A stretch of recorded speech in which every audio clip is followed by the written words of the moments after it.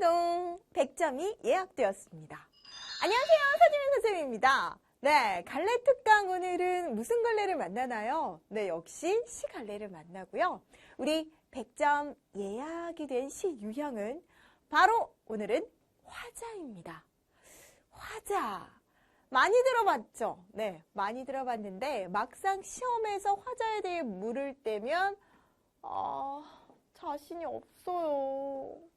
너무 어려워요. 그쵸?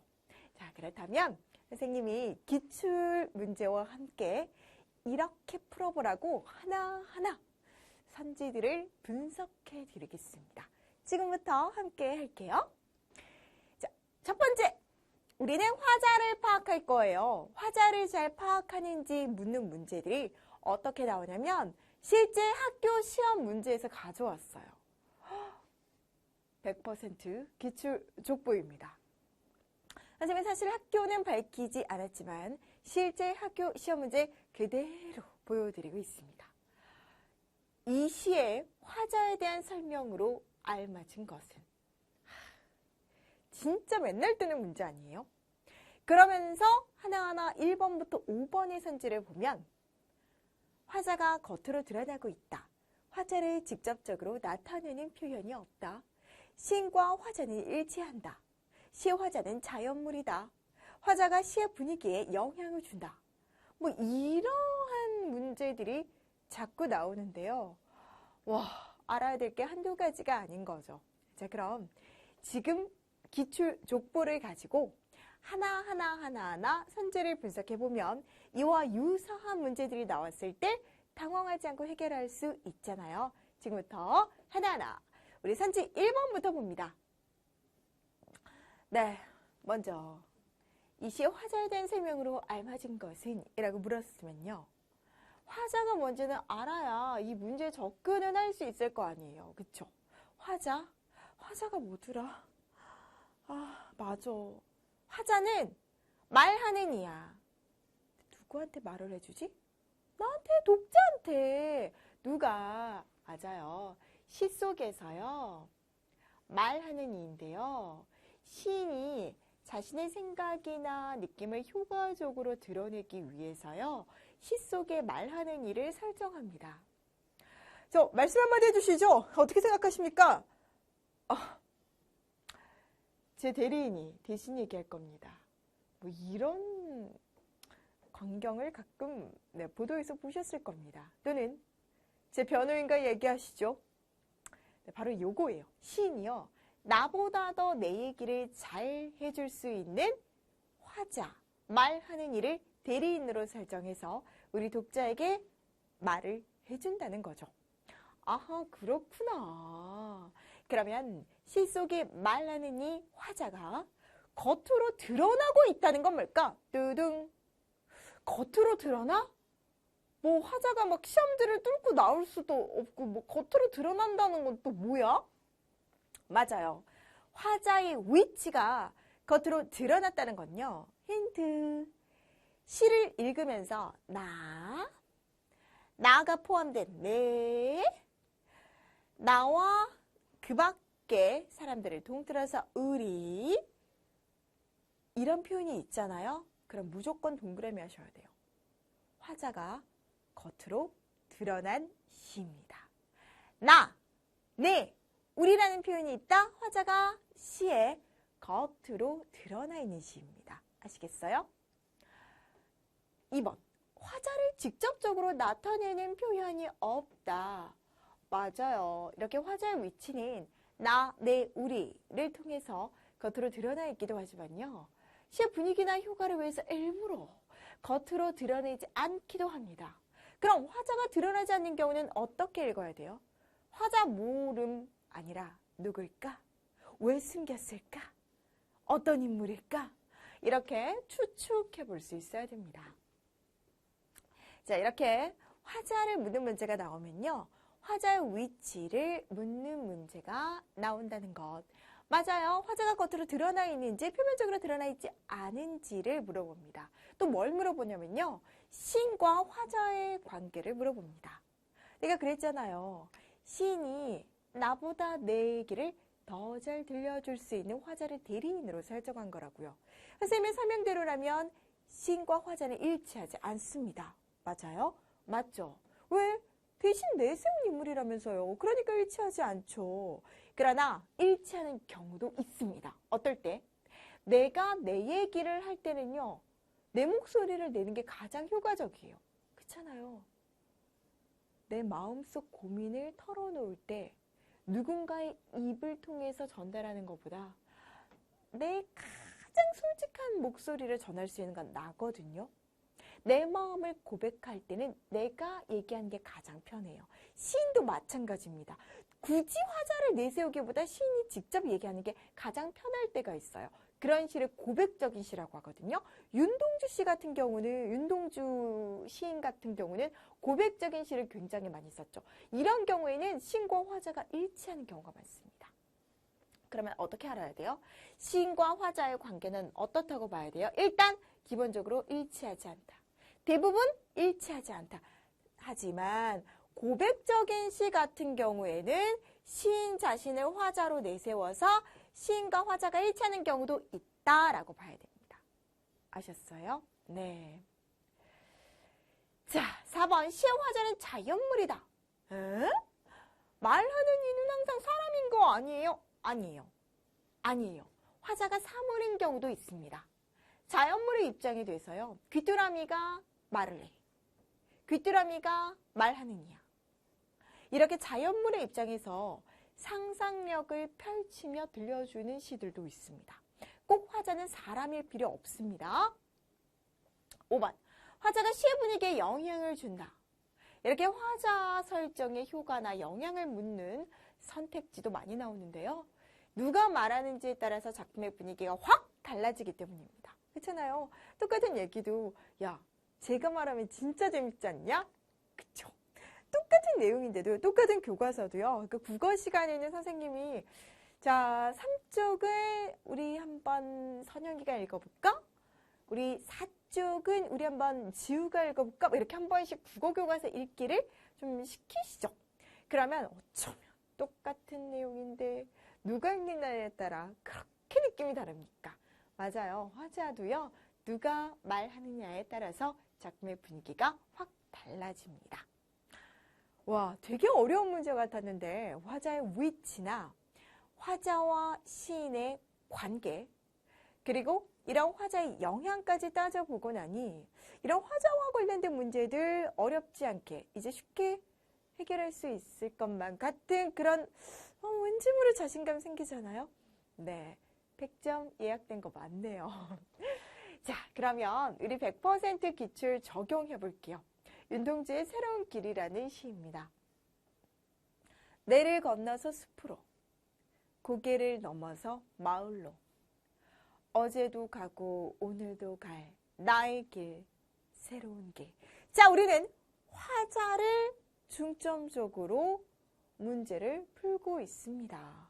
화자가 나온 문제를 무조건 100점을 맞기 위해 지금 배우고 있습니다. 그렇다면 누가 나왔을 때, 화자가 나왔을 때 가만히 있으면 안 되는 거예요. 뭐 보여요? 맞아요. 나 보여요. 나 짜잔. 나가 바로 누구다? 화자다. 화자가 겉으로 드러난 시다. 민들레가 피고 까치가 날고 아가씨가 지나고 바람이 일고. 우리가 지금 배우는 이 갈래 특강은요. 이 작품 자체가 중요하다기보다는 작품은 계속 재탕할 거거든요. 나오는 작품이 또 나오고 막 그럴 거예요. 중요한 건 작품보다 문제 유형이에요. 정말 시라는 갈래를 완벽하게 이해하기 위해서 꼭 필요한 핵심 요소들을 시험 문제를 가지고 와서 나랑 같이 공부하는 거기 때문에요. 우리는 화자를 어떻게든 이 시에서 충분히 이 화자에 대해서 확실하게 파악할 수 있어야 됩니다. 아, 화자의 위치는 파악이 됐어요. 그리고 이 시의 화자가 무슨 얘기를 하려고 하는지 한번 들어보세요. 내를 건너서 숲으로 간대요. 고개를 넘어서 마을로 간대요. 자, 우리 그냥 간단히 심부름을 간다고 치자. 빵을 빵을 사러 갈 건데 그냥 엘리베이터만 타고 1층에 있는 편의점에 갈 때랑 횡단보도를 건너서, 그치? 또는 언덕을 하나 넘어서 간다고 생각해봐. 완전 달라요. 빵 사러 가기 싫어져. 횡단보도 하나만 건너는 거, 언덕 하나 넘는 거 빵 사러 가기 싫어져요. 맞아요. 뭔가를 건넌다는 것, 넘어간다는 것. 이것은 힘든 일들을 딛고 간다는 겁니다. 고난과 역경을 극복하고 간다는 겁니다. 그런데 가는 자세가 어제도 가고 오늘도 갈 나의 길, 새로운 길. 그 가는 자세, 마음가짐이 어떠냐면요. 어제도 가고 오늘도 갈 나의 길, 새로운 길이라고 얘기합니다. 새롭다. 언제나 새로운 마음가짐을 가지고 살 거라고 얘기합니다. 그렇게 살아가는 과정 속에서 민들레도 보고 까치도 보고 아가씨도 보고 바람도 보고 수많은 존재를 마주치면서 살아가게 되겠죠. 나의 길은 언제나 새로운 길 또 한 번 강조하잖아요. 오늘도 내일도 내를 건너 숲으로 고개를 넘어서 마을로. 시의 처음과 끝부분이 유사합니다. 이걸 뭐라고 하냐면요. 수미상응이라고 하는데 이거는 잠깐 간단히만 알아두고 넘어가세요. 네, 이 작품은 잠깐 메모해보면 언제나 새로운 길을 가려고 다짐하는 시예요. 이해하셨죠? 자, 이런 문제에서 어떠한 화자와 관련된 문제가 많이 출제되냐면 1번, 이 시의 화자를 찾아 이름절로 쓰시오. 우리 화자 찾았잖아. 벌써 동그라미 했잖아요. 한 글자 맞습니까? 네, 나가 바로 화자입니다. 아, 드디어 풀었다. 그러면 이런 문제 나오면 어떻게 하시겠어요? 이 시의 화자에 대한 설명으로 알맞지 않은 것은 1번, 인생을 대하는 말하는 이의 태도가 드러나 있다. 고난을 극복해서 늘 새로운 마음가짐으로 인생을 살아가겠다고 얘기했잖아요. 그게 바로 인생을 대하는 말하는 이의 태도잖아요. 그쵸? 그럼 말하는요, 내가 내 인생을 어떻게 살아갈 것인지에 대해서 털어놓고 있습니다. 그걸 뭐라 그래요? 속마음을 솔직하게 털어내는 거. 고백한다라고 하죠. 고백한다라고 봤을 때는 나 앞으로 이렇게 살 거예요 라고 고백한다고 하면 속마음을 털어놓을 때 화자를, 대리인을 대신 내세우는 게 좋을까요? 화자가 곧 시인인 것이 더 효과적일까요? 시인이 자기가 솔직하게 자기 얘기를 하는 게 편하겠죠. 그래서 고백하는 말투이기 때문에요. 화자와 시인이 일치한다라고 봐도 괜찮습니다. 아셨죠? 현재의 삶을 고백하고 미래의 삶을 다짐하고 있다. 맞아요. 오늘도 내일도 미래지향적입니다. 무엇을 앞으로 살아가야 할 미래를 추구하며 사는 미래지향적입니다. 과거에 집착해서 과거지향적으로 살아가고 싶은 태도가 아니라 미래지향적입니다. 그렇죠? 화자가 겉으로 드러나 있다. 우리 맨 처음에 찾아봤잖아요. 그래서 이렇게 알맞지 않은 건 4번 이렇게 나오는 거예요. 화자의 위치, 화자와 시인의 관계, 화자의 영향을 알았더니 화자에 대한 설명을 묻는 화자 파악하는 문제는 완벽하게 끝났습니다. 우와! 띵동 100점 예약되셨습니다. 네, 100점을 만드는 비결로 한 번 더 정리해 드릴게요. 화자와 관련된 문제가 나온다. 제일 먼저 뭐 하라고? 화자가 겉으로 드러났는지 꼭 살펴보세요. 아셨죠? 한번 숨을 고르고 두 번째입니다. 화자의 정서와 태도를 묻는 문제는요. 화자와 관련된 문제 중에서 한 단계 업그레이드, 난이도가 한 단계 올라가는 문제가 돼요. 그러면 100% 기출 족보로 시험 문제 어떻게 나왔는지 한번 확인해 볼까요? 이 시의 밑줄친 부분에 나타난 화자의 정서와 태도를 고르시오. 이렇게 나온다니까요. 선택지는요. 1. 이상형에 대한 동경이 드러나 있다. 2. 자연 친화적인 삶의 태도가 나타나 있다. 3. 현재 상황을 회의적으로 보고 있다. 4. 애상적 정서가 드러난다. 5. 이별의 정화를 드러내고 있다. 이런 문제 진짜 많이 나오지. 근데 문제는 뭐냐? 화자의 정서와 태도로 관련된 이런 뭐 이상향에 대한 동경, 자연친화, 회의적, 애상적, 이별의 정화 이런 말의 뜻 자체를 모른다는 거예요. 그러니까 화자의 정서와 태도를 묻는 문제가 나오면 화자의 정서와 태도와 관련된 용어들을 정리해둘 필요가 있어야 되는 것이죠. 자, 가장 많이 나오는 것들만 지금 선체에다 모두 모아놨거든요. 분석 도와드릴게요. 자, 화자의 정서와 태도를 고르라고 했으니까 화자의 정서와 태도가 뭔지는 알아야지 고를 수 있겠지. 화자의 정서란 시적 화자가 어떤 상황에 처하거나 어떤 사물을 대할 때 갖게 되는 모든 감정이에요. 보고 싶은 마음, 그리움, 슬픔, 안타까움, 아쉬움 이 모든 감정을 다 정서라고 합니다. 화자의 태도는요. 그 대상을, 시적 대상을 바라보는 생각이나 말, 행동 등을 통틀어서 태도라고 해요. 너 지금 태도가 왜 그 모양이야? 말과 생각, 행동 모두를 통틀어서 태도라고 합니다. 자, 1번. 이상형에 대한 동경이 드러나 있다. 이 동경이라고 하는 건 얘들아 뭐예요? 간절히 그리워하며 그것만 생각합니다. 내가 경험하지 못한 것을 너무너무 그리워하는 것.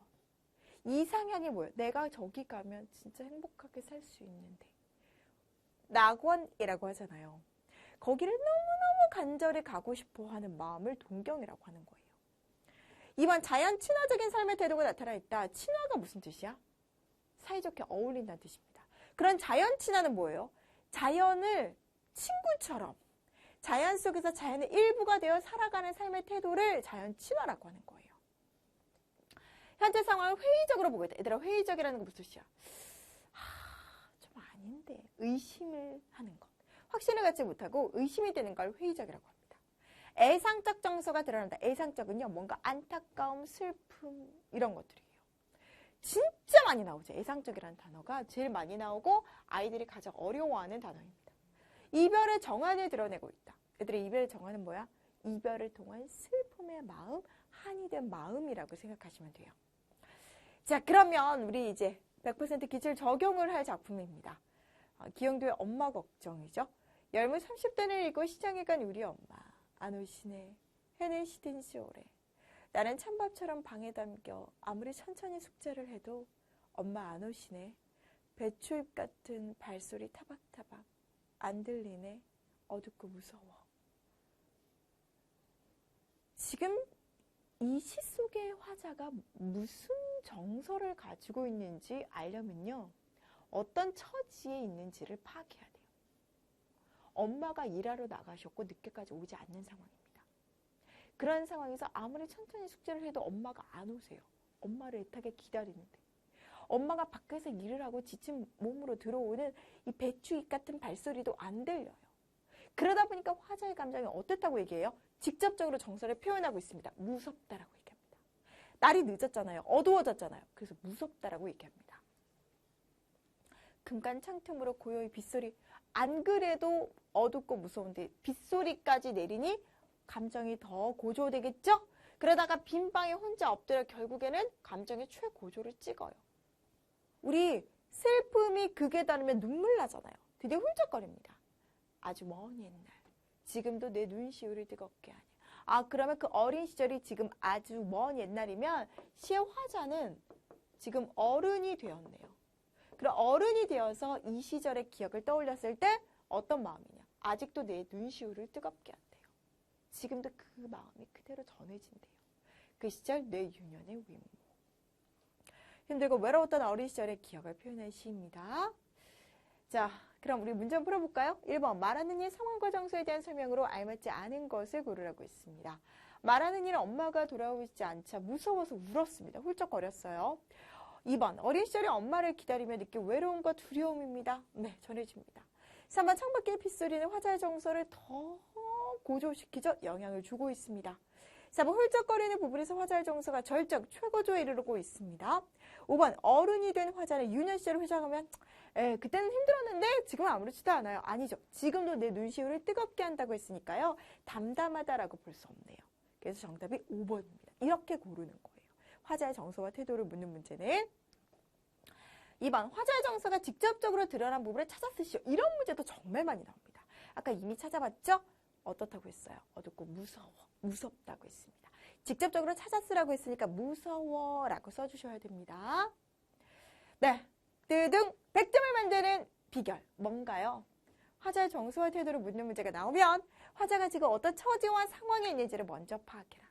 그래야 그 상황에서 어떤 감정이 들었는지 차근차근 파악할 수 있으니까요. 아시겠어요? 네, 잘했습니다. 네, 세 번째는 실전 서술형까지 짚어드릴게요. 네, 100% 실전 서술형. 이 시에서 화자가 있는 공간적, 계절적 배경을 쓰고 봄하늘에 대한 화자의 태도를 서술하시오. 이런 문제 참 많이 출제가 되는데요. 봄하늘에 대해서 화자가 어떤 태도를 가지고 있는지 보세요. 돌담에 속삭이는 햇발같이, 풀 아래 웃음 짓는 샘물같이 내 마음 고요히 고운 봄길 위에 오늘 하루 하늘을 우러르고 싶다. 새학시볼에 떠오는 부끄럼같이 시의 가슴에 살포시 저는 물결같이 보드레한 에메랄드 얇게 흐르는 실비단 하늘을 바라보고 싶다.